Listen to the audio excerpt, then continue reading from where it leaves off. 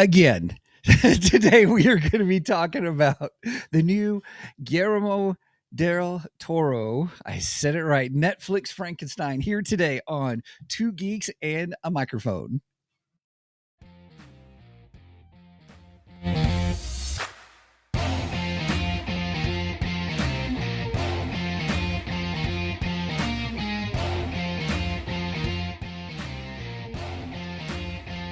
Hello there. So who talks first? You talk first? I talk first. I'll talk first. Good morning, everybody. Welcome to Two Geeks and a Microphone. I am your returning co-host, Mr. Stephen Boster, along with the one, the only, the one who's got probably the best shaped beard that I have seen in many, many moons, Mr. Michael Shanks. Mike, say it to everybody.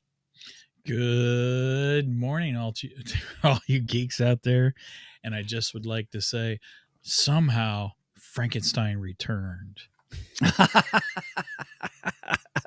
I mean, since we had Poe Dameron on for the so who talks first? You talk That's first. good. I that was a good one. Yeah.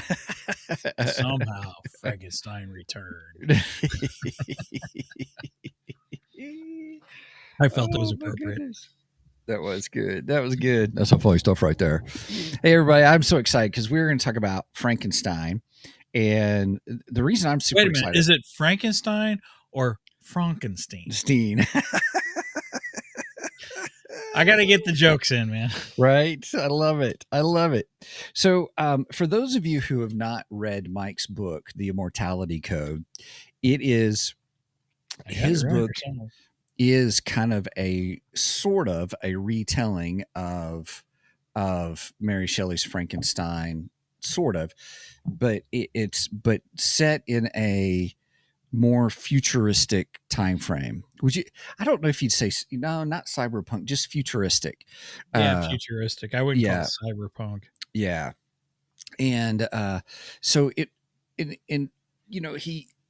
there's some hints to Mary Shelley's Frankenstein in the book, and we thought, you know what, you released that a year ago? Was that a year ago? Yeah, October 15th was the date I released it. Yeah, and then lo and behold, we saw Netflix was going to have this new Frankenstein, and you've got Guillermo del Toro, who is directing. Kudos on saying his name, by the way. Practice makes perfect.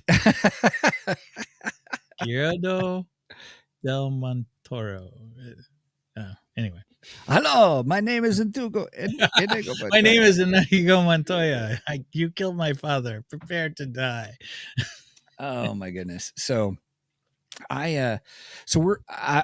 have saved it for the podcast, everybody. We watched it last night, and it when I paused it, I had to go out and come back in a couple of times because I think there were a lot of people watching it. I've never had Netflix kind of stall on me and stuff like that. Really? So I don't think we had it stall on us at all. Did it? We did. Anytime I had to take a bathroom break or something, get snacks or something, I was like, it's a 2.5 hour movie. It is. It is definitely a long movie. Yeah. So I'm looking forward to our discussion today. So it promises to be a good one, I think. And we're going to see. If we love it, save it for the podcast. All right. Mike, anything else on the intro, or do you want to head right into our segments? I actually have geeky news. Ooh, let's go into geeky news then. Here we go, everybody.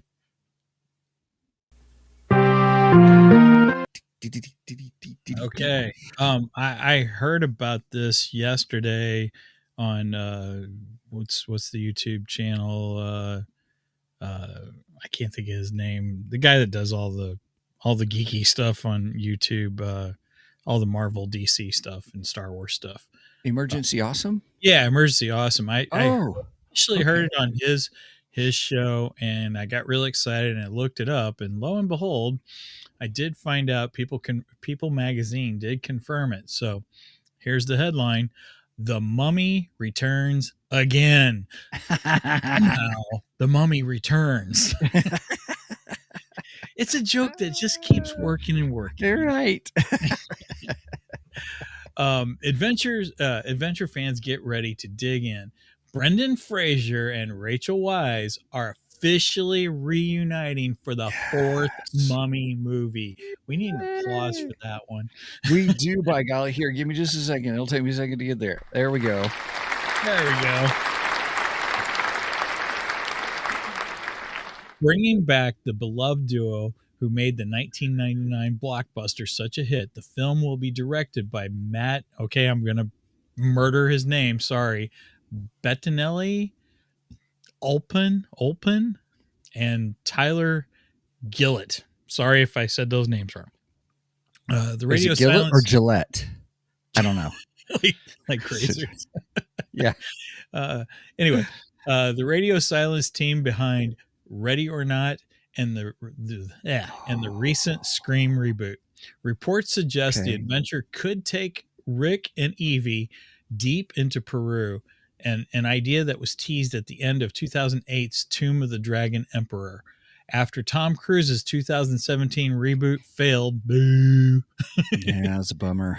To connect with audiences, Universal is bringing back what made the franchise work: fun, adventure, and original stars. Fraser previously said he'd return if someone came up with the right concept, and it looks like they finally did. Okay. I am super excited. I love Brendan Fraser's version of The Mummy. I think it's one of the best versions of The Mummy there is. It was such a fun You're talking about the first one? Yeah, the first one. I love the first one. I like the second one. It's not bad. Yeah. It's not as good as the first. Yeah. The third was that was the one with The Rock, the Scorpion King, right? No, that was number 2. Was 2? I thought. Well, okay. Really farts. No. Whichever one had the really bad CGI Rock as a scorpion. I did enjoy the Scorpion King movie, though. I thought that was actually a good movie. It was a good, you're creating the Scorpion King character persona, and that was really good. Yeah, I thought that was great. And that's like one of the Rock's first big hits first big films, I should say. But no, Scorpion, wait.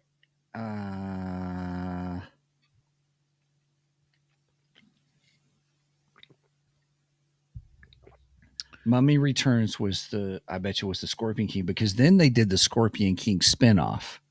Right. Okay.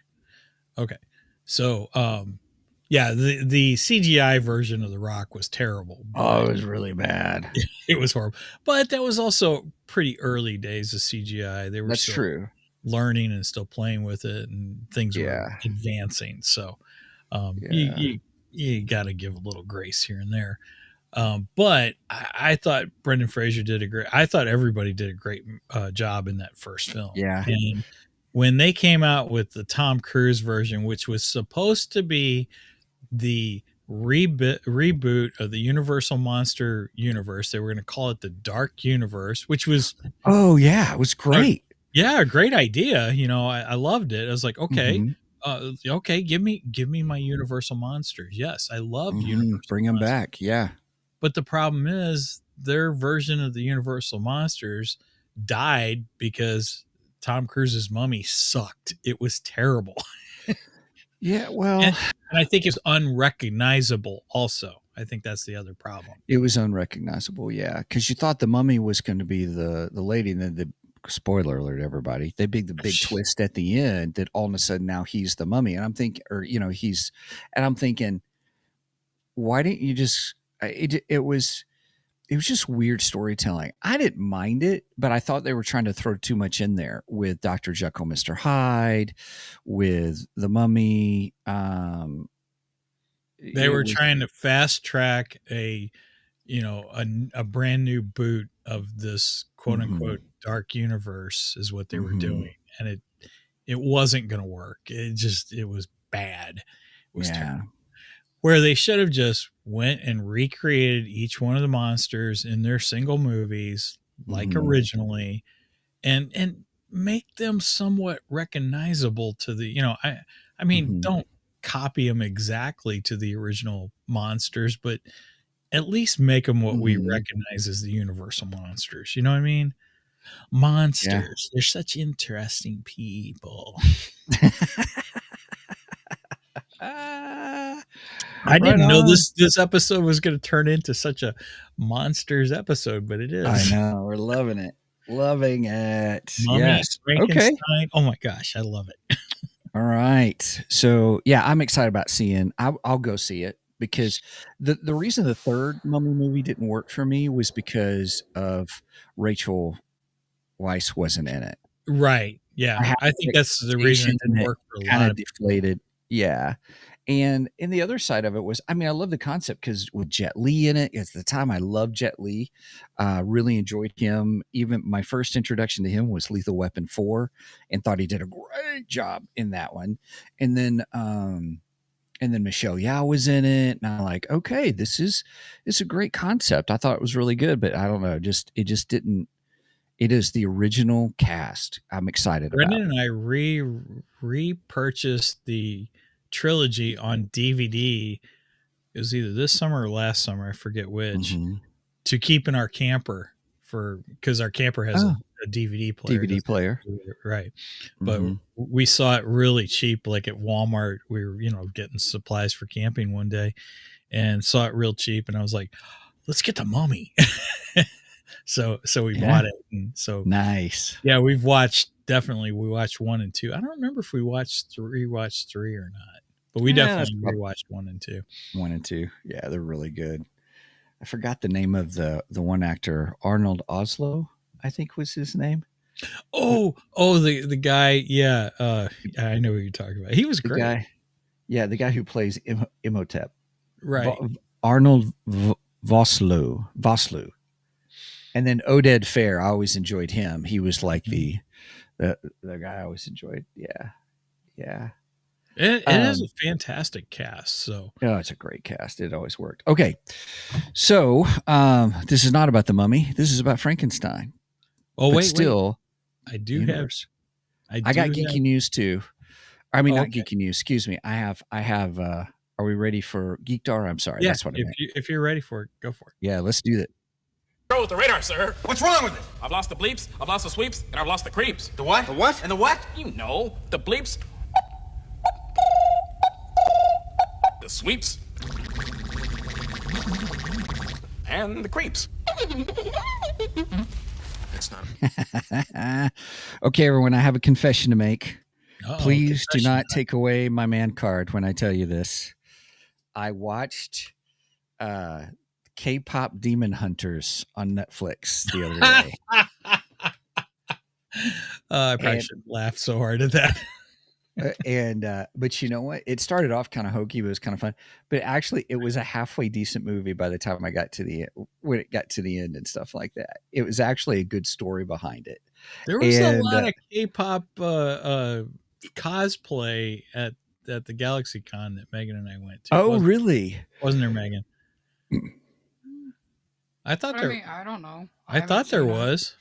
I haven't seen it. Well, we had those guys walking around with that big worm. K-pop. That wasn't K-pop. Oh, it wasn't? That was an anime. Oh, okay. I thought that was K-pop. Sorry. Yeah. Okay. There was these guys that were walking around with a big worm around their shoulder. There was a couple of them. And Megan and I were like, what is that? And at first we thought it was Silky from Teen Titans. But they're like, oh, no. But we can see how you would think that. Jujutsu Kaisen. That's the anime. Okay. Sorry. Okay. Bless you. That was great. Oh gosh. Okay, cool. All right. It wasn't bad. If I had to give it a score, I would definitely give it a 7.5 out of 10 because it was worth seeing on Netflix. It ended up, even though it was a little hokey, you can tell it was probably a little bit for tweens kind of a show. The music was catchy, but the music really had to do with the story, and the story was actually about halfway through. You kind of captured really what this story was about, and it was like, aha, that's not bad of a story. So it was pretty good. What caught your interest? What made you want to watch this? That's what I'm curious about. So this is so I probably the drugs that I was on after the procedure that I had on Thursday openly, because I was tired and I was like, hey, there's something and people are talking about this movie. And so I watched it. So yeah. So there's my geekdar for this week. But I was able to do extra this week. So if telemarketers happen to be watching while we're filming this, stop calling me. Right? I just hung up on one 3 times in a row. I gave him, as you said, Stephen, I gave him the FU button. There you go. Click. Click. Click. I do like that term. And I just used my watch too. It was kind of cool. Kind of fun. Right on. I got a knockoff Apple Watch. So nice. Okay. I have a geekdar. I was going to do this last week, but Stephen bailed on me last week. I did bail last week. It's rare that I ever do that. I didn't want to do this without you, so I'm going to let you put it up there, because every time I put it up there, I mess up the screen. Are you sharing your screen? Okay, hang on a second. Steven screen share, Mike screen share. Oh, it says it's me. Hang on just a second. Give me just a second. Okay. And go add to scene. Okay. There we go. There we go. Okay. And I'll put this up. This should be. And tell me when you're ready. Let's do it. All right, here we go. This is my geekdar. Oh, wait a minute. Dang it. Try this again. Okay. Well, fudgesicles.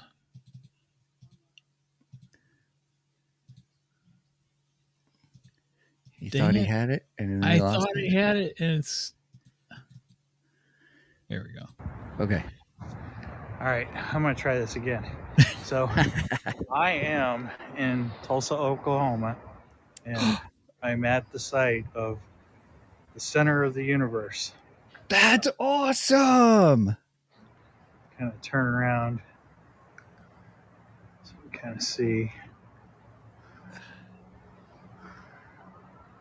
So this is the site where Sylvester Stallone filmed at.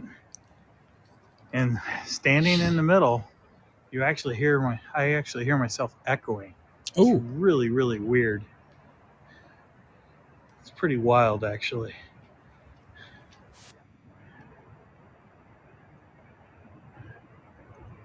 But yeah, this is the site where Sylvester Stallone filmed at. That is pretty cool. Pretty darn cool. All right. Oh gosh. Okay. That is neat. That was worth saving. Thank you. Thank you. Yeah. So the week before last, I had a work trip, and we were in Tulsa, and I was like, the hotel I was staying in was literally like 2 blocks away from the center of the universe. That and is I'm like, pretty I cool. have got to go visit this. Well, the last night we were there, we were kept pretty busy that whole trip. And the last night we were there, we went out to eat at this little bar and stuff. And I was like, okay, I'm done. I'm leaving. I want to go see this spot. And walked down there and everything. Found it and recorded that little bit for you. And then I FaceTime Brenda and let her know. And so what it is you stand in this spot, okay? And I could slightly hear it in the video, just slightly. But when you stand in that spot and you talk, it reverberates back to you. Now, anybody standing around the circle cannot hear the echo. But you, while you're standing in it, you can hear it. It's so weird. It's a strange phenomenon that happened. So there's a bridge there. Well, that is a bridge. It's a walking bridge that used to be a bridge for cars, like in the 80s. And then something happened and it burnt down and all this. So they rebuilt it and repurposed it as a walking bridge. And when they did, something in the construction made this phenomenon, and they're not really sure what causes it, which I thought was fascinating. Yeah. Now, it's featured on Tulsa King. I think it's episode 2. And Dwight Manfredi goes to that spot and he sees somebody standing in the spot, and they're like crying out practically, and he can't hear them. And he has this homeless lady walking by. Hey, what are they saying? And she goes, I don't know. Nobody can hear them. They're talking to God, and all this stuff. So, I mean, they change kind of the what's the word I'm looking for? The lore behind the lore behind it a little bit for the show. But there is like a little mystery to that spot that is real, that there's this reverberation. Reverb. Yeah. So it was pretty cool. And then afterwards, after I finished, I decided I was going to walk to the other side of the bridge. I was looking for a plaque or something, because talk about it. Right. Sometimes, these sites, they have plaques and stuff like that, explain it and everything. So I'm walking down there, and I say kids because compared to us, they are kids, right. Like 20 somethings. They're come rushing up there and stuff. And some of them were like on scooters or something like that. I don't remember exactly what they had. And, I heard one of them say something. I go, are you guys heading up to the, center of the universe? And they're like, yeah, we're putting up flyers for our band. I was like, oh, okay, cool. And the one guy goes, I've never actually been to this spot. And he goes, I live just 20 minutes from here. I've lived here all my life, and I've never been to it. I was like, oh, wow, that's crazy. And so they're like, you from here? And I says, no, I'm from St. Louis. I'm here for a work trip, but I wanted to see this spot because I've seen it on Tulsa King, and I'm kind of a Tulsa King fan. And they're like, oh yeah, we are too. I was like, oh, sweet. Awesome. So I got talking to them for a minute, and they have a band. Their band is called Circus. I told them I'd give them a shout out last week, but I didn't because I didn't do this. But so their band is called Circus. It's CIRKUS. They do have an album on YouTube, so go look them up. Is it Psycho? Psycho Circus. No, Sorry, I thought you like that one. Welcome to the show. No, I wonder if they do that. They should. Anyway, their music's not bad. It's not exactly. It's a little more screamo for me. I'm not a big screamo fan, but I do like the music itself. It's very heavy metal, and that portion of it I like. And they did a Ozzy remake in tribute to Ozzy. They did Crazy Train. So go check out Circus. Like I said, I wanted to give them a shout out, because I ran into them, and they seem like really nice guys. They're really cool. So, and they did say they're coming through Missouri. So we'll see what happens if they come through Missouri. Cool. But shout out to Circus. Check them out. Cool. Right on. All right. All right, everybody. Anything else you got, or is it time to... I think it's time. Let's talk about some Frankenstein. Let's do this.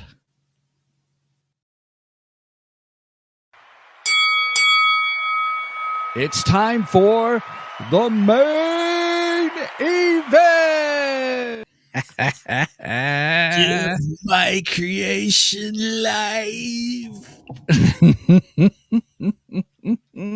I was waiting for that in the film. Yeah, they didn't do that. That's not in the Mary Shelley version. It is not. It is. That is not. in the 1931, starring Boris Karloff, which I happen to love the Boris Karloff version of it. Oh, Brian's with us. Good morning, Brian. Brian says, can't wait to hear your thoughts on Del Toro's Frankenstein. I watched it last night with my daughter, and we loved it. Oh, man. You know, if I would have thought about it, Brian, I would have had you on for this episode, because I know Brian is also a huge Frankenstein fan. So both of us are big Frankenstein fans. Frankenstein is probably my favorite universal monster. So monsters. They're such interesting people. I love that line from Looney Tunes. It's a great one. Well, here we go, everybody. We're going to talk about this. We're going to talk about the show. As some of you may know, what we do is we kind of give our general discussion about it here as we give a rating, and then we'll go into spoilerific territory. So, I mean, it is Frankenstein, so I mean, it should be not that big of spoilerific territory. It's only a story that's 2 centuries old. You know, my nephew was arguing with me last night. I'm gonna call him out right now. Yeah, he was arguing with me last night because he was watching Night of the Living Dead last night, and he was like, "Yeah, zombies are the best," and I'm like, "No, Frankenstein is the best." I go, Frankenstein is the original monster. Without Frankenstein, you have no other monsters.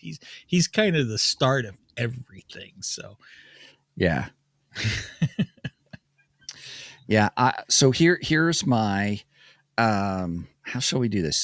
Those of you who have not seen or not heard of Frankenstein or read the book or anything like that, in general, I was listening to the book on tape or on audio on tape. Me too. I can't believe I said that. So I only got so far in, and then I was planning on listening to it a bunch while I was kind of recouping on Thursday, and then I fell asleep. So while listening some to of it, yeah, it's a slow start, everybody, because we're so used to action beginnings or something happening in a nice hook, I guess as it's called, in storytelling, and it really just it starts off with these letters, which are fine, they're interesting, but it's like it's really set in the context, the time period, really, and then you get. I have my copy of Frankenstein that I bought a couple years ago. Which That's is a great cover, by oh the my way. gosh, it's a beautiful book. It really is. Wow. Yeah. And so anyway, it's where there is Dr. Victor Frankenstein, and who is really good doctor, but is driven to I don't know how the best way to say it is. He was drawn to different philosophical viewpoints in the book. He was drawn to different philosophical viewpoints on medicine, and theories, and was like, what if you could reanimate? What if you could bring back? How do you conquer death? Kind of a thing. And then he's all driven. comes out. It's all driven by the fact that his mother died, and he's grieving his mother's death. So he wants to beat death, basically. Yeah. And so that's the premise behind it. And then what's interesting in the story itself, and this is what I liked about the movie, was you get Victor's viewpoint, but then you also get the creature's viewpoint. Yes. And I thought, oh my goodness, I never realized that before.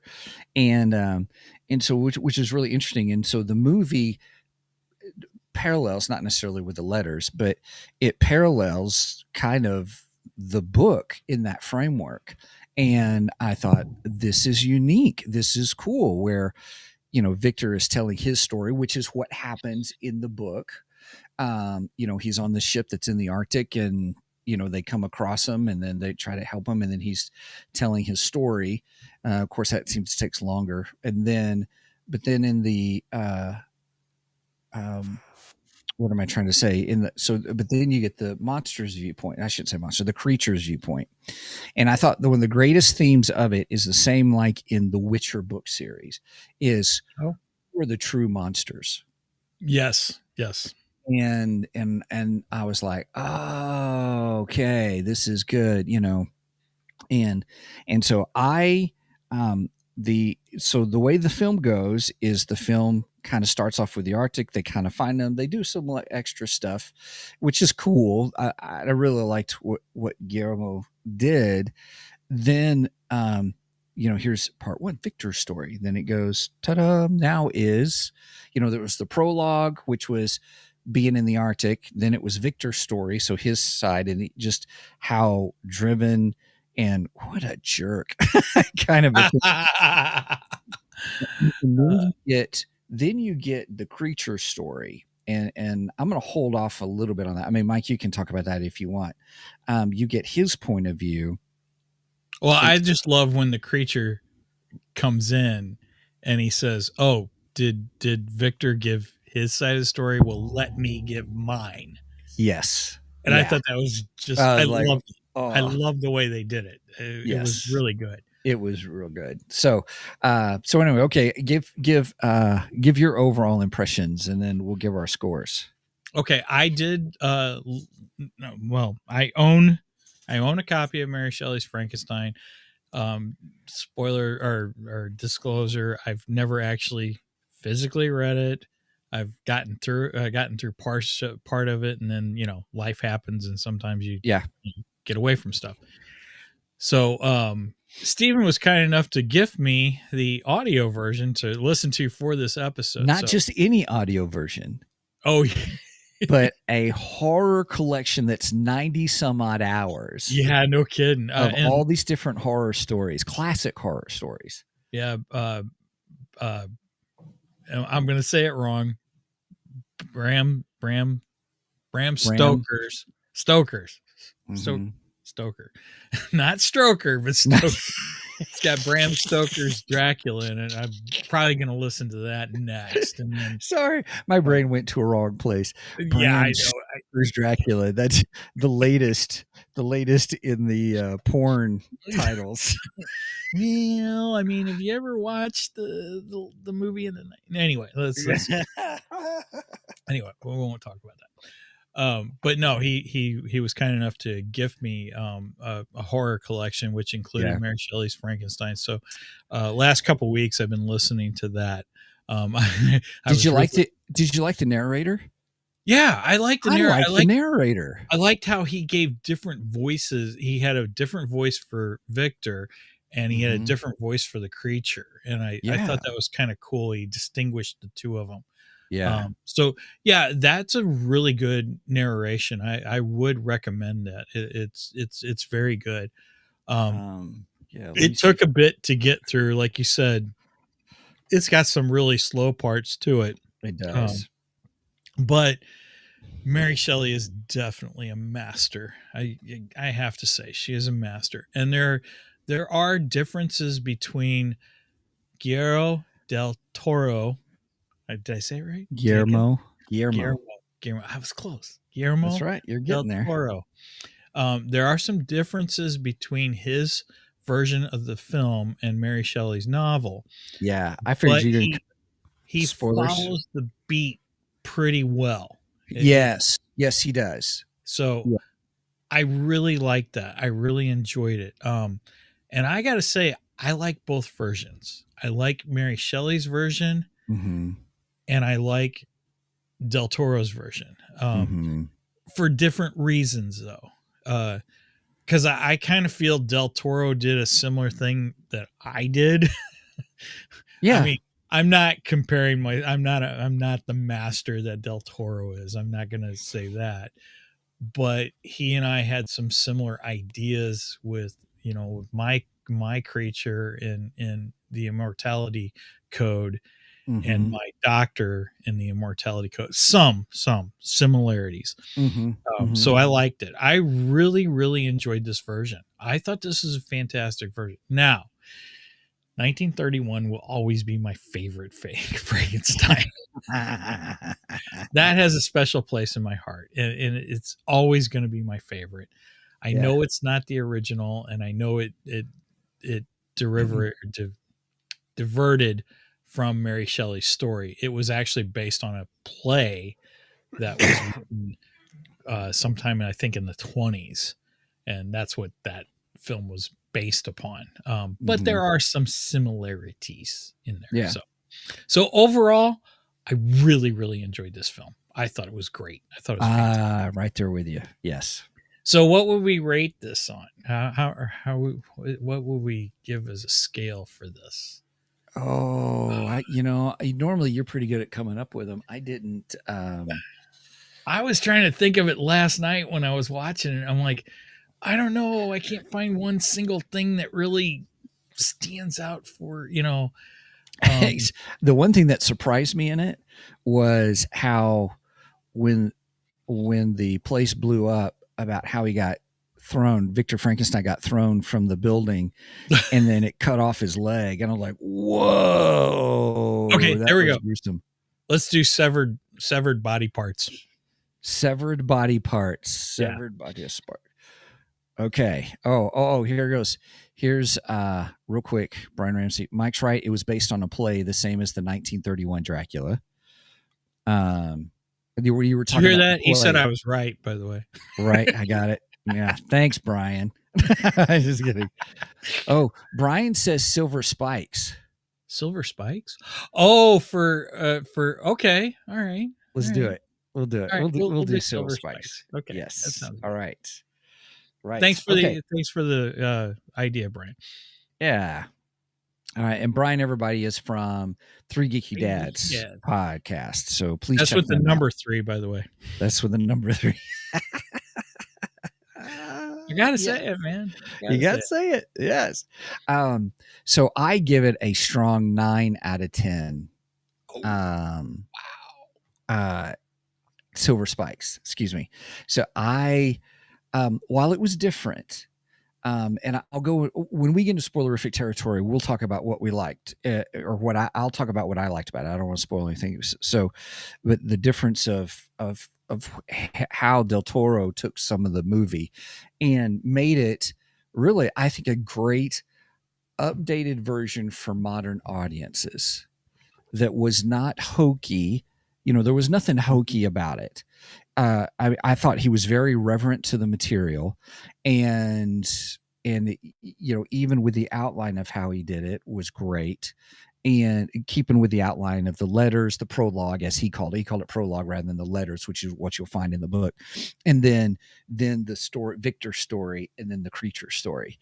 And while there are some differences in the book, and we'll talk about those, I still thought he was trying to do a faithful adaptation, but tailoring it to modern audiences. And the movie was gorgeous, beautiful.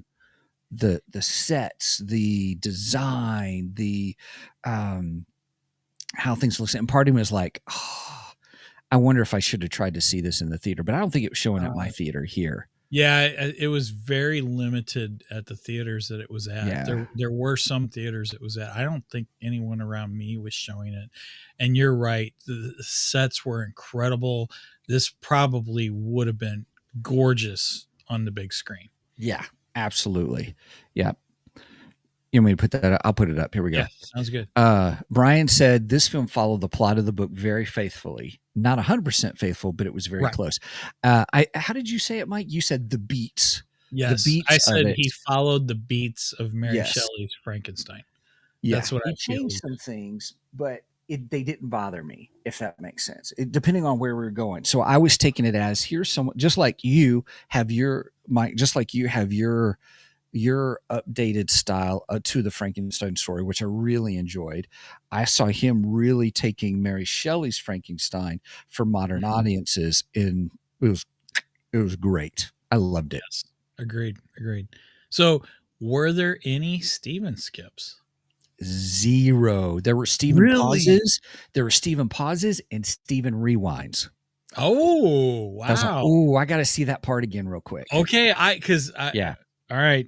I was wrong. Because last night we finished watching it. I looked at Brenda. I go, I can't wait to find out what Steven thinks about this. I want to know how many Steven skips, because I guarantee he Steven skipped in the first hour.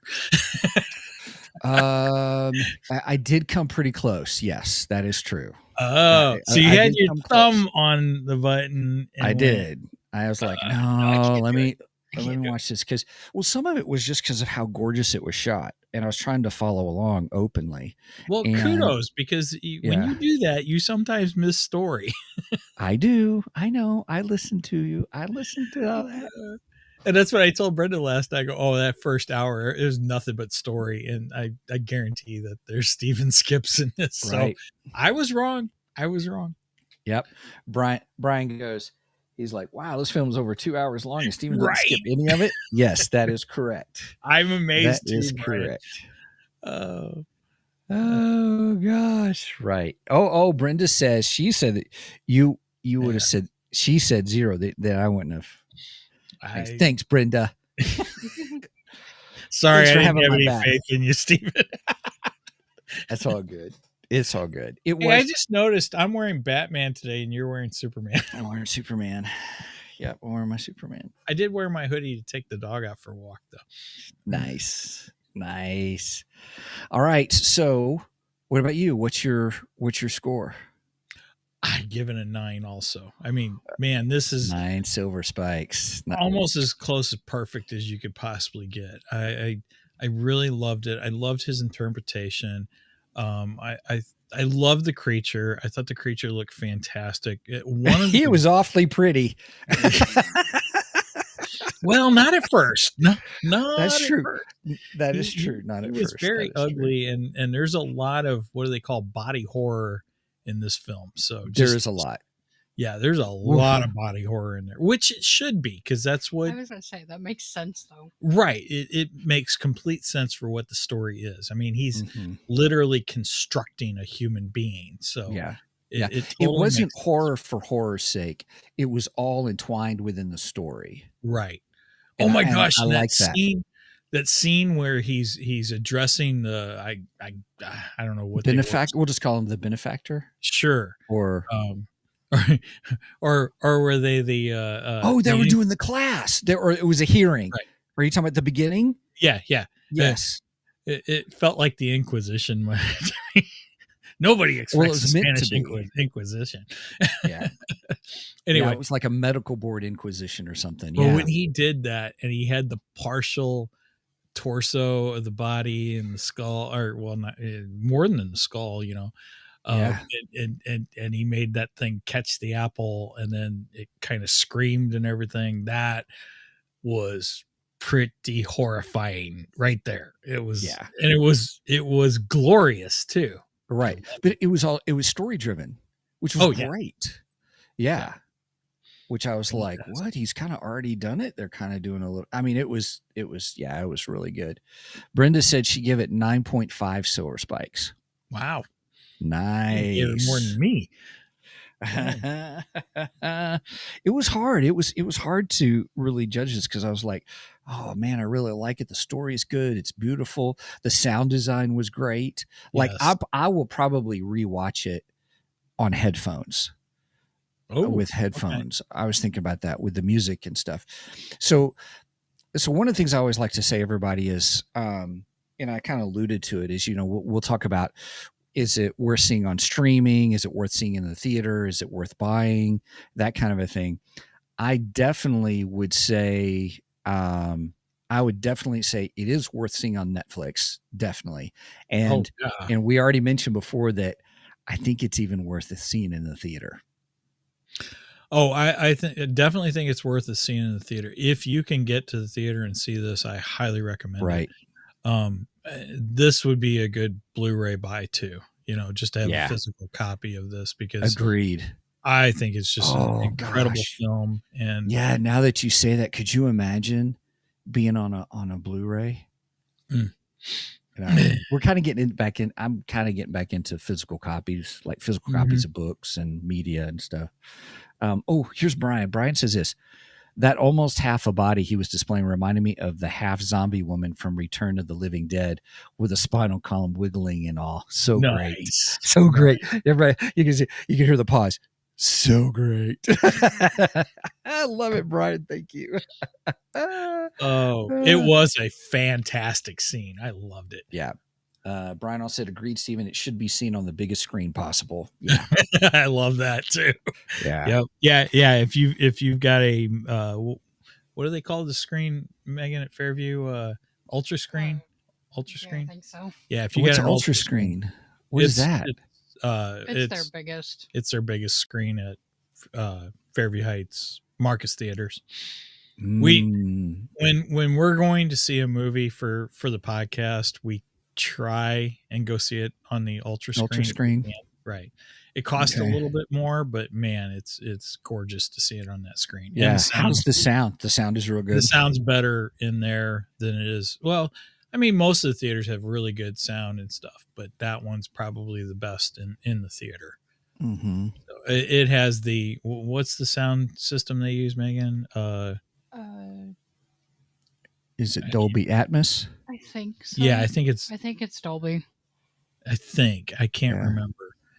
It's one of the ones that when it comes on, you about go deaf when it comes on. Yeah. Brian says the lab set alone with the giant batteries and the Medusa head on the wall was gorgeous. Abso-freaking-lutely. Oh my Absolutely. gosh. Yes. And I love Brian. We just should send you a link and have you join us. Right? Yeah, it's not a bad idea. Brenda says they have the best seats, also much more betterer. Cheers, everybody. Good one, Brenda. Trying to figure out how we can send Brian a link. Here, let's see. Copy the link, send it to him through Facebook Messenger. Oh yeah, I could do that. All right. He goes, LOL. You keep talking, Steven, and I'll send him a link. Right. If he wants to join us, he can. All right, everybody. So we're going to move into spoilerific territory now. So if you have not seen it, I'm going to tell you right now, go watch it.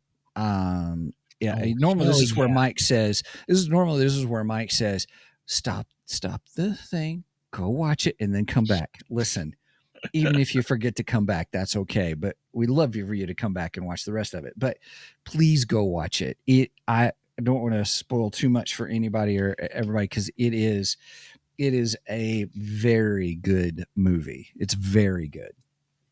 All right. Now, one of the things I wanted to talk about is what made this one really good was the different take on the creature. First off, we've already alluded to it.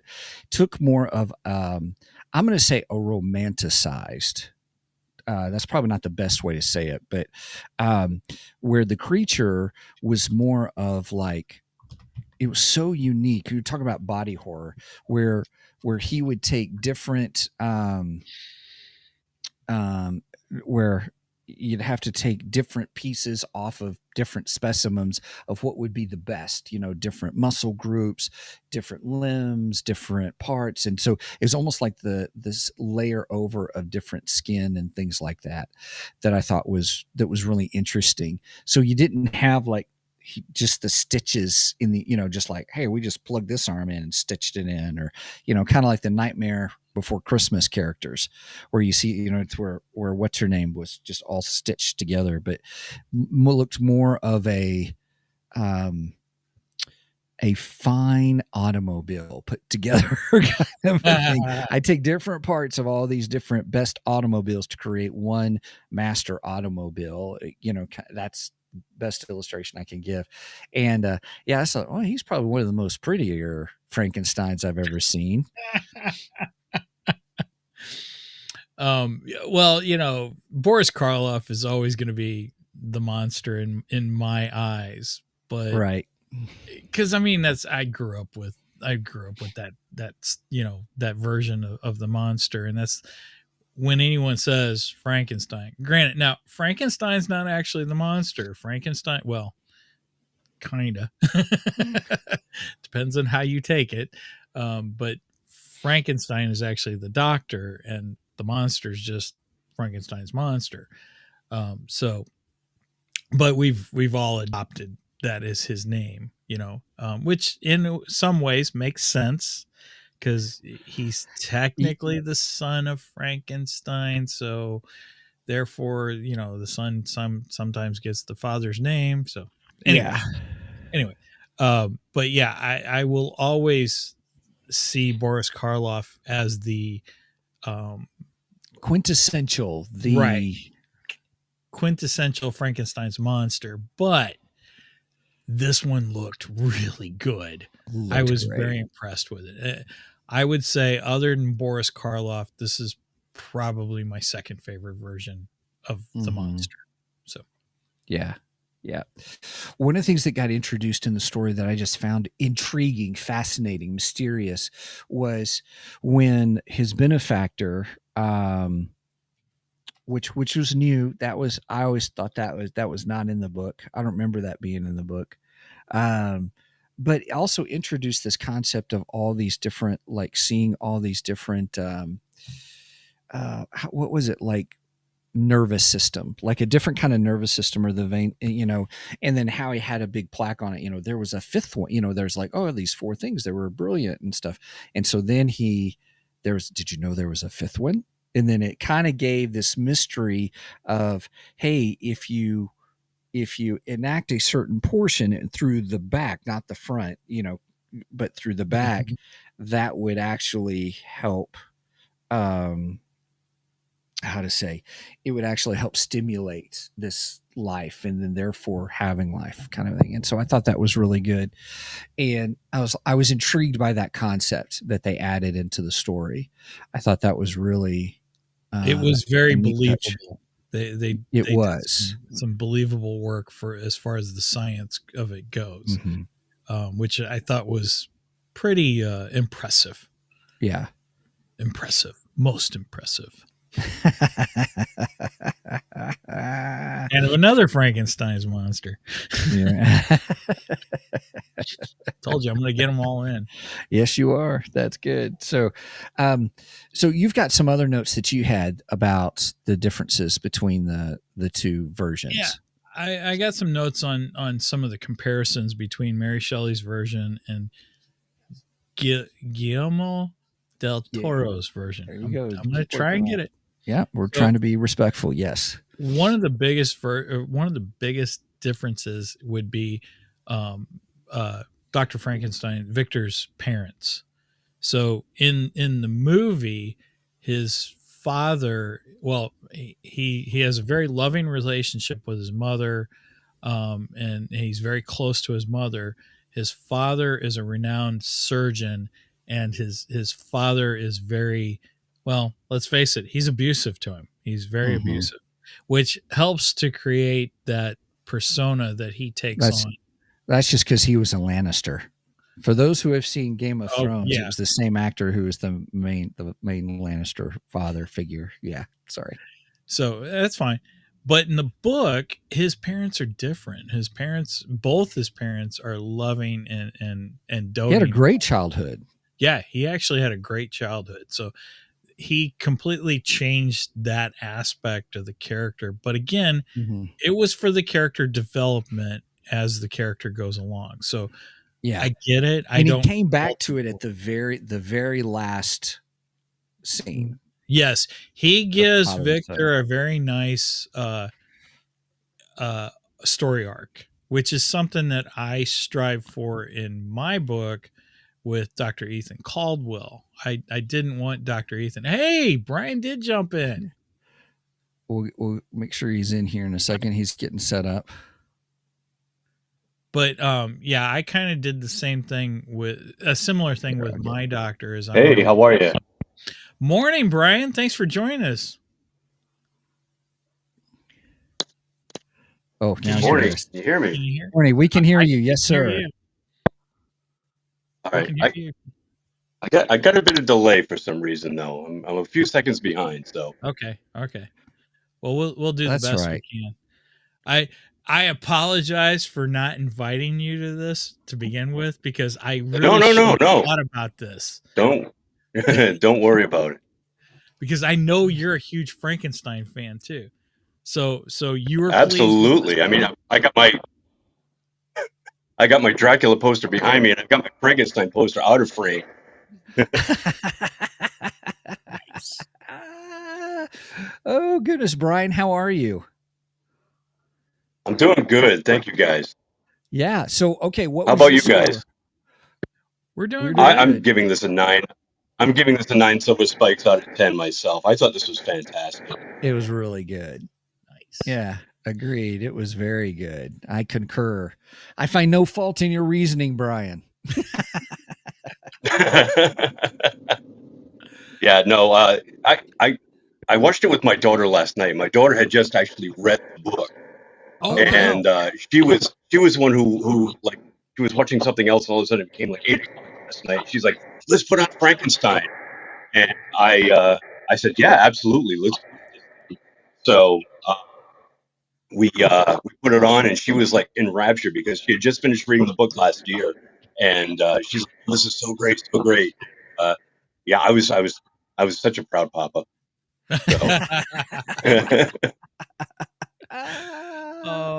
Oh, goodness. that's What was awesome. your Brian, what was your guys' favorite part of the movie? You know what? It was a little slow for me at the beginning as well. I don't know if it was the same for my daughter Quinn, but my favorite part, I think, was when it really got to the meat with the creature appearing. I mean, it really kicked into high gear when Jacob Elordi showed up on screen as the monster, and just the dynamic between him and Victor at the beginning, where Victor was like all like, "Oh my God, this thing is alive. I'm gonna teach it all this stuff." But then he kind of changed his mind when he saw what a slow learner he was at first, and his whole demeanor changed, and he became the abusive father that his father was to him. And it was just a great dynamic, and just to see the monster evolve after that, especially in part two, because this movie is broken up into two parts. You've got Victor's story at the beginning, and then the second half is the monster's point of view. So when the monster told his story, you get to see him interacting with the family, which was another great thing, where he was what they call him, the woodland benefactor or something like that. The old man was calling him the spirit of the forest, or Spirit I of forget the what it was. Forest, I think. Yeah. Yeah. And he was just doing all these things out of kindness and learning from this family. It was just so touching, man. This movie had a lot of heart. It was gory. It was scary. It was beautiful. I loved it. I mean, nobody can pull this off like Guillermo del Toro. I mean, just look at his pedigree from before. You've got the Hellboy movies. You've got Water, Crimson Peak, which is another creepy, spooky ghost story. That's a fantastic movie. Have you seen his Cabinet of Curiosities? I have not. Oh yeah. He did that. Was it last Halloween on Netflix? Yeah, those were fantastic. Yeah, I have not seen those. And we here at 3GD, I mean, we're suckers for an anthology anyway. So I mean, an anthology series with Guillermo del Toro at the helm. I mean, that was right in our wheelhouse. Yeah, you guys' favorite Halloween is Halloween 3. Yeah, and I listened to your episode yesterday where you guys did the 70 Halloween movies, and you were talking about how, we do love Halloween 3.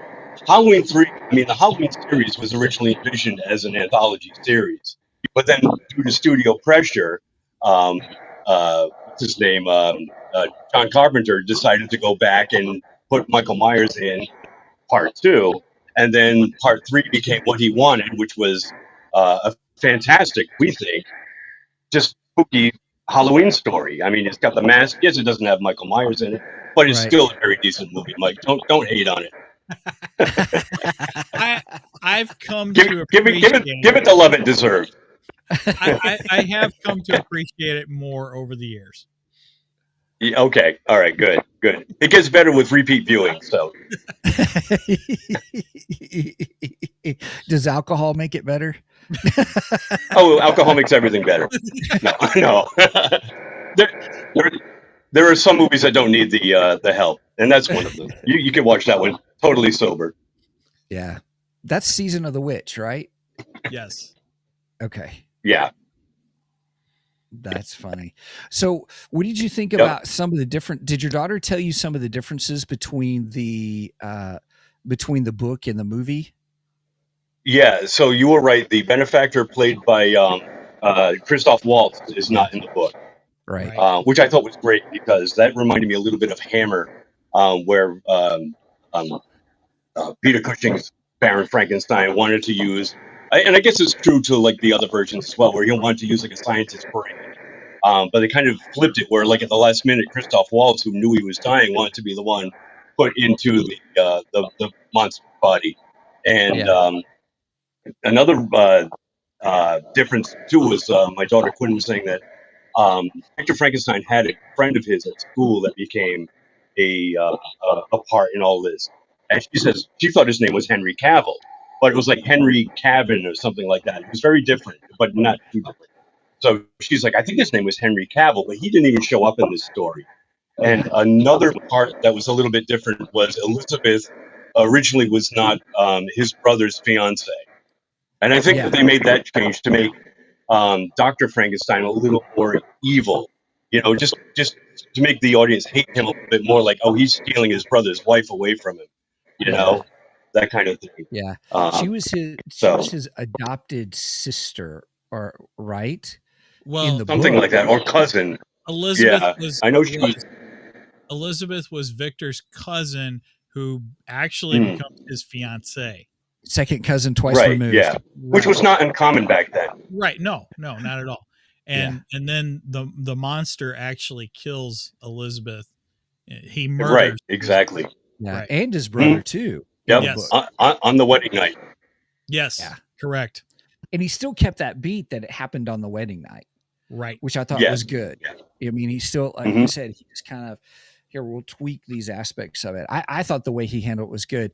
And also that the creature was more, how shall I say? He was not as murderous as he was in the book. He had a more of a defensive. He only killed in defense kind of a situation. Yeah. Or when he thought he was wronged.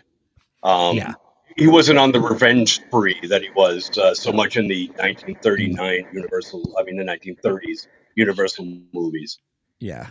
Well, even in the Mary Shelley version, he goes on a murdering spree in there too. Yeah. Yeah. And all. What else, Brian? What else did you like about the film? I love the way it was shot. I mean, nobody films a movie like Guillermo del Toro. I mean, his use of red. Sometimes in scenes like he just used red where it just popped.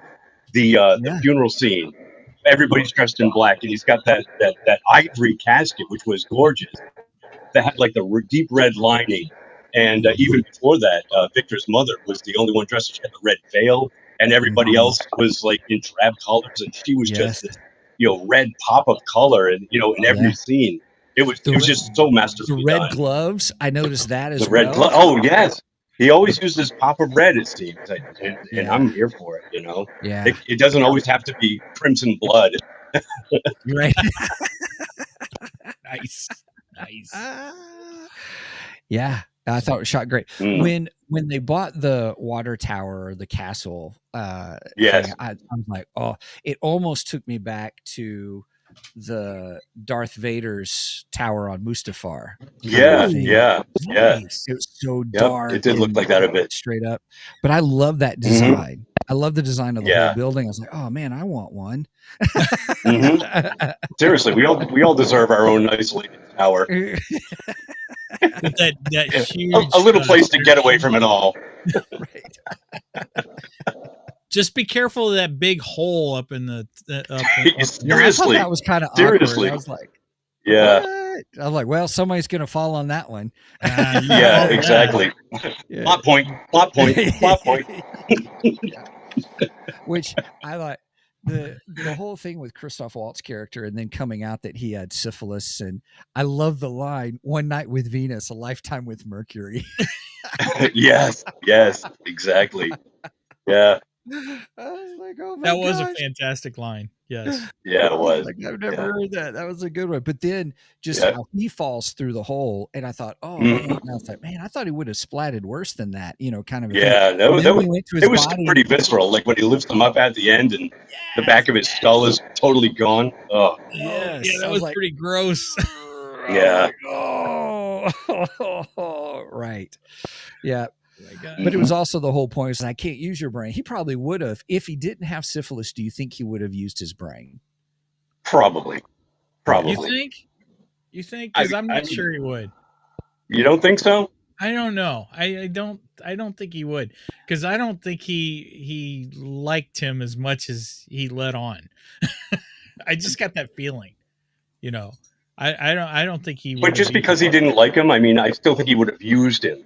Because he seemed to be very manipulative. He was doing whatever he wanted to get what he wanted. And I think that even includes using people that he's close to or pretends to be close to. But he's got a rotten brain. He has a good brain. He's a good boy. He's a good brain. He was my boyfriend. No. I knew it. You got it. I told you I'm going to get as many Frankenstein jokes as I possibly can. You're doing great. All right. Hey, listen, boys. I'm not going to hijack your podcast. I've got to get going. Like I said, I've got to take my daughter to her piano lessons. So. Okay. Sure. Thank you for having me on. Absolutely. Even Thanks for quickly. jumping in. We appreciate it. I love you guys are doing. I love that you're covering more horror. And if you guys want to, you mentioned talking something on your last podcast, having us get in on it, and I'm all for that. I Okay. forget what movie it was. It'll come to me. I'll have to re-listen. Okay. But anyway, I got to get going. Okay. Thank you again. Thanks, And Brian. it was so good We talking love you, to man. you. Tell the guys we said hi. I will definitely do that. I will definitely do that. Awesome. Take care. See Thanks, ya. guys. Take care. We'll see you. That was great. Well, that was great fun. to That's have something them. we've never done before. Yeah. Had somebody jump just in on the podcast from right outside on the like that. spot. That's cool. Yeah, that That's was awesome. great. Well, for anyone who doesn't know, that's our friend Brian from Three Geeky Dads. So make sure and check out the Three Geeky Dads podcast. They are always entertaining. Always. Every time. Every time. It's great.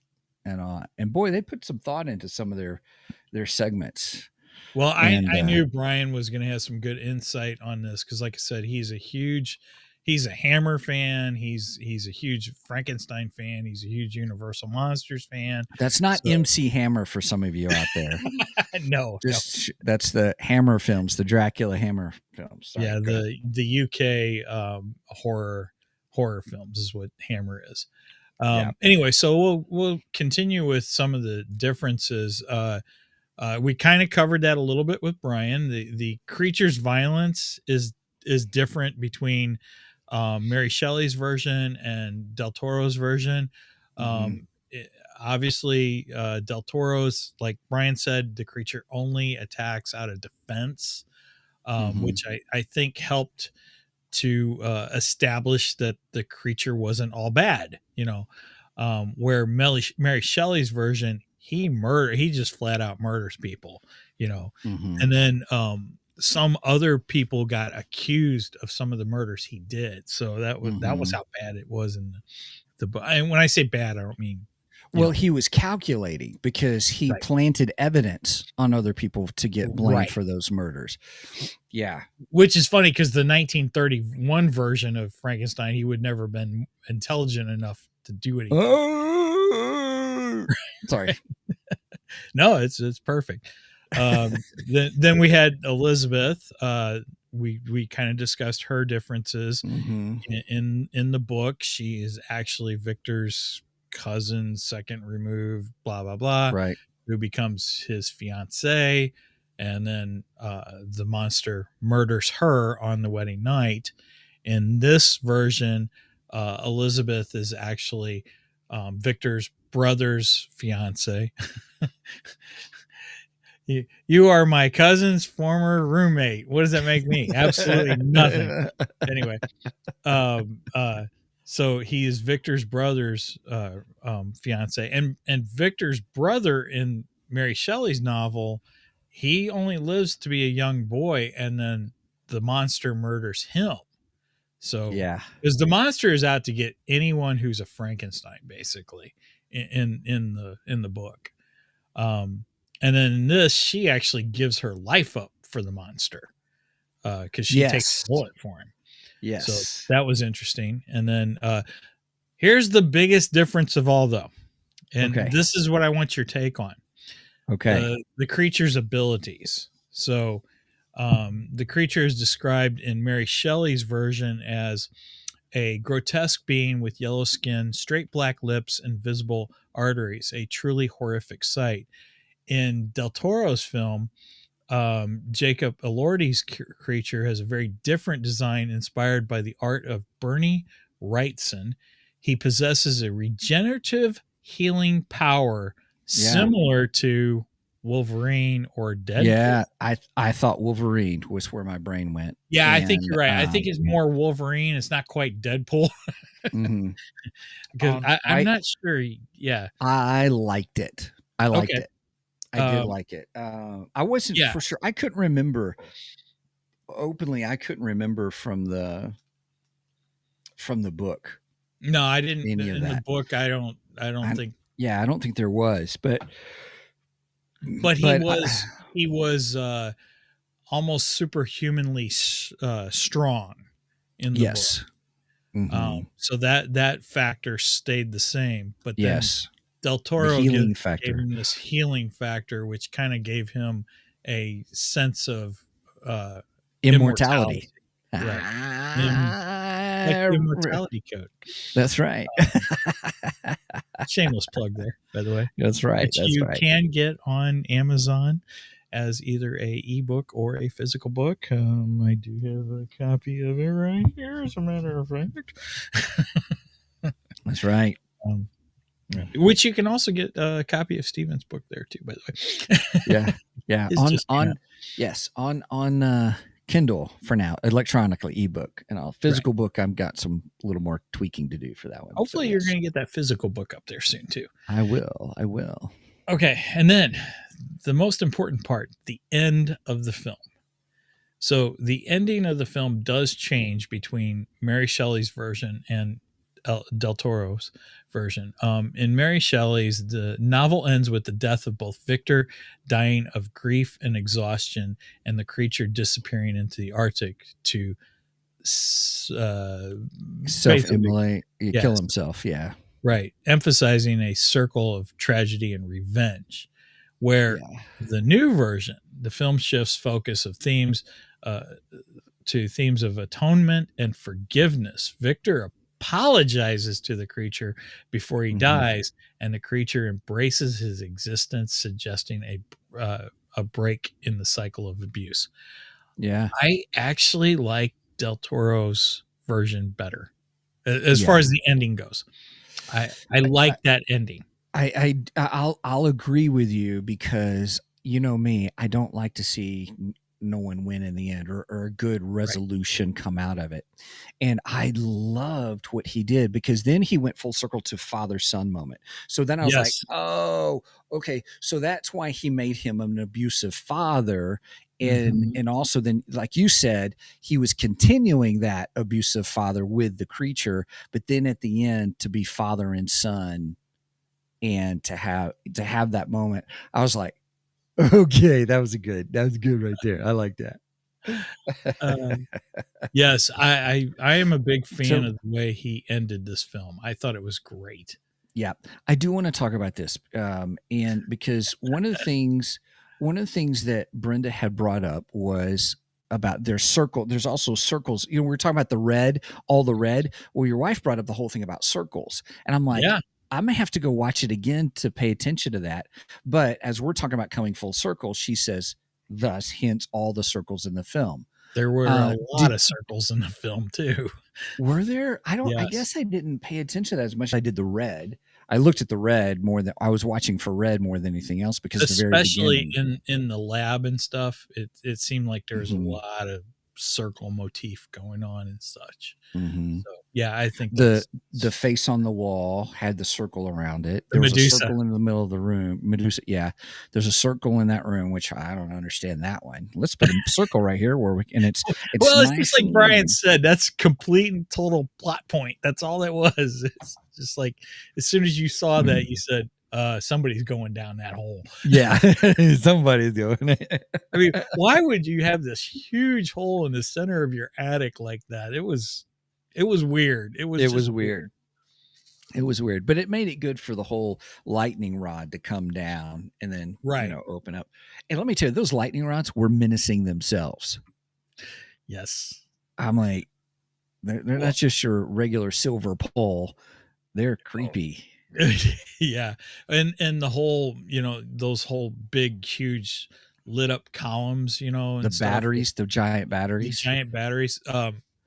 When Kiss toured in 1976 for the Destroyer tour, at the beginning of the tour, they actually acquired the original electrodes from the original Frankenstein film. Really? And they had them up on stage with them. And then after 3 or 4 shows, they decided they couldn't use them because they were too dangerous. Wow. Interesting. So yeah, Kiss had the original ones that were in the original 1931 film. Had to get some Kiss facts in there. That's pretty cool. Here we go. He also calls Chekhov's floor hole. Nice. I don't know if I get that full reference, but it still sounded funny. I think it's a Star Trek reference. Chekhov, I think. Yeah. Brian, you can correct me if I'm wrong on that, but gosh, that's a good one. Okay, so now that we're coming, gosh, anything else that you need to touch base on or think about? What have we not covered that we wanted to cover? I think I've hit most everything I wanted to cover. I really wanted to cover the differences between the novel and the film, but I wanted to make sure I want to make sure that people realize that I'm not saying that the film is bad or anything because it doesn't follow exactly what the novel did. Because actually I like Del Toro's changes. I think he did an incredible job at what he did, and to tell the story that he wanted to tell, because he just wanted to reinterpret it in his own story, and I kind of did similar thing in the Immortality Code. I just wanted to tell a Frankenstein story, but in my own word and ways. Gotcha. Okay, real quick. So Brian said look up Chekhov's gun, and that's a reference to Chekhov's gun is Chekhov's floor hole. In other words, Brian says that you have to use, if you show a gun in Act 1, you have to use in Act 3. I looked it up, and here's what it says. Chekhov's gun is a storytelling principle that dictates every element in a story should be necessary, meaning an item, detail, or character trait introduced early must have a later purpose or payoff. The concept, named after Russian playwright Anton Chekhov, advises against including extraneous information as a seemingly minor detail, like a little rifle on the wall, should be used later in the plot, for instance, by being fired. I think Brian has stated that on his podcast before, which is where I probably heard it from, proving again, as usual, our friends are smarter than us. Cheers to the three geeky dads. Cheers. We love you guys. That's great. That was some funny stuff right there. No, that's good.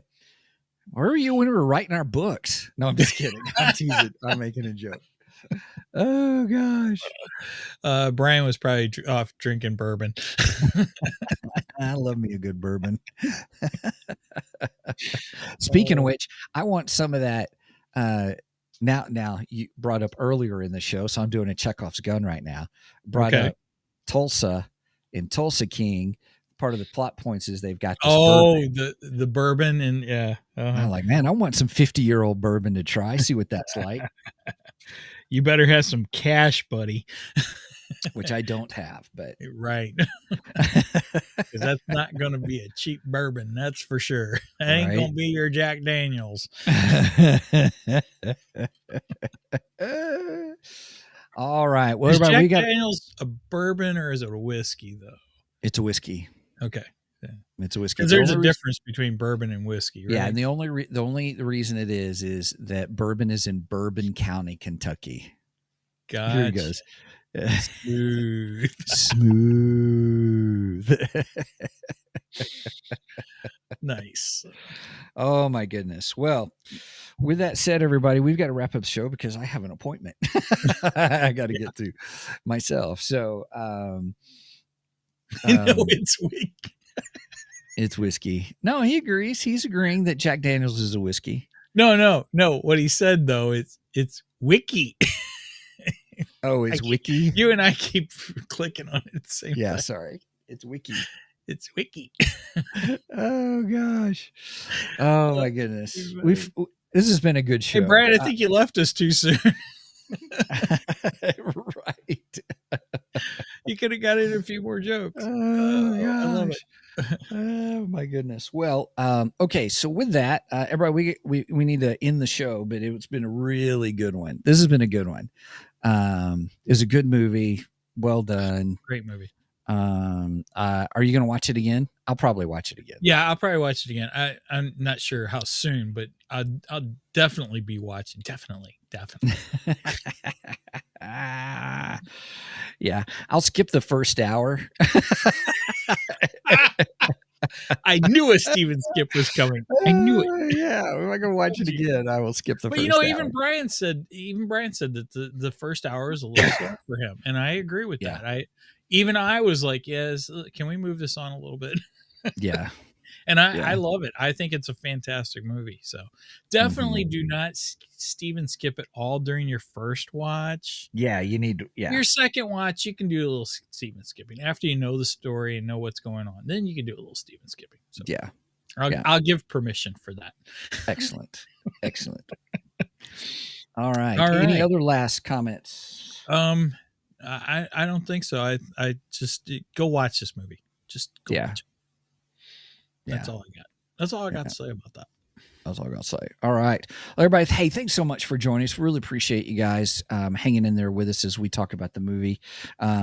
Go see it. Absolutely go see it. If you have the opportunity, if it's still in the theater near you, go watch it in the theater. Totally. That we will be envious of your experience to do that. And then if you want to check out our website, which is all things Two Geeks, is going to be www.twogeeksmic.com. That's the number 2, GEEKSMIC.com. There is our hub. Next week, we are going to do Hush 2, Batman Hush 2. I'm looking forward to that because we both loved Hush, the original one. So looking forward to that. If you want to connect with us, best way to do that is at our email is show@twogeeksmic.com. Mike does a great job of watching that box. If you are on the website, our hub is all there. You can get to everything we have there. And but if you want to help support us, our website there, it can take you to kofi.com/2geeks. That's ko-fi.com/2GEEKS. If you support us, if you want to be a monthly supporter or just sort of support us one time, go through and look at there because I made my book, Spiritual Sight, available, the e-copy, a PDF copy available for anyone who helps support us. $1, $2, $3, $5, doesn't matter. You can get a copy of my book on there. And then also, if you want to help support us with merch, we have some merch also. You can go there, and the link to that is on the website, twogeeksmic.com, but you can also get it to twogeeksmicmerch.com as well. And if you want to help support us, and if you go to our website, we've got a nice little thing with Live Bearded, a little affiliate sponsorship going there with them as well. And so you just go to our website, click the big picture on there. Yes, we do get an affiliate link with that. We get a little bit of money from that, but just click on there. It'll already put in the code and everything for you. You don't even have to worry about all that. So, Mike, and I got my latest Live Beard kit a couple weeks ago, and they sent me a nice little bonus in my kit. They actually sent me a new product that they're doing, which is a leave-in conditioner, and it's called it's dark in here. Nightcap. Okay, cool. So you can just put this in as you're going to bed and leave it in overnight, and it just helps to condition your beard. So I've been trying to use this on the weekends and stuff because I don't want to use it every day because I already use my other conditioner. But so far I like it. It's tea tree, lavender, and Nag Champa, whatever the heck Nag Champa is, but it's got a very earthy smell. Smells really good. Yeah. Right on. Okay. All right, Mike, it's your part now. Okay. If you made it this far, please make sure and go and like and subscribe to us on all the socials. We are active on Facebook and Instagram. I try to make very frequent posts over there of different geeky things, such as anniversaries of comic books, or maybe even a birthday of a character, or so on and so forth. So check out for those. Check out for those kinds of posts over there, and comment on it. Have fun with it. Join in on the fun on those posts. Also, you will get any information about upcoming episodes of when we go live. And speaking of go live, we go live every Saturday morning at 9 a.m. Central Standard Time. You do the math on the rest because I don't like to do math. And we are live on Facebook, YouTube, and Twitch. Yes. Oh, and Rumble. Rumble. And I'm actually live on Rumble this morning. I got it to work correctly. So. Thank you, Rumble watchers. Yep. It's just Rumble does theirs differently, and I have to do the link that morning. Yes. I can't do it very far in advance, and sometimes I forget, or sometimes I just mess up the link, and then I got to go after the show and upload the video. So yeah, but we are actually live. I don't have to do that this week. I'm happy. Woohoo! Okay, I'm done rambling. Okay, all good. All right. Well, that's it, everybody. We appreciate you joining us, Mike. I'll let you sign us out. All right. Well, please do not, Steven, skip this episode because we are much more better than the rest. Cheers. Cheers.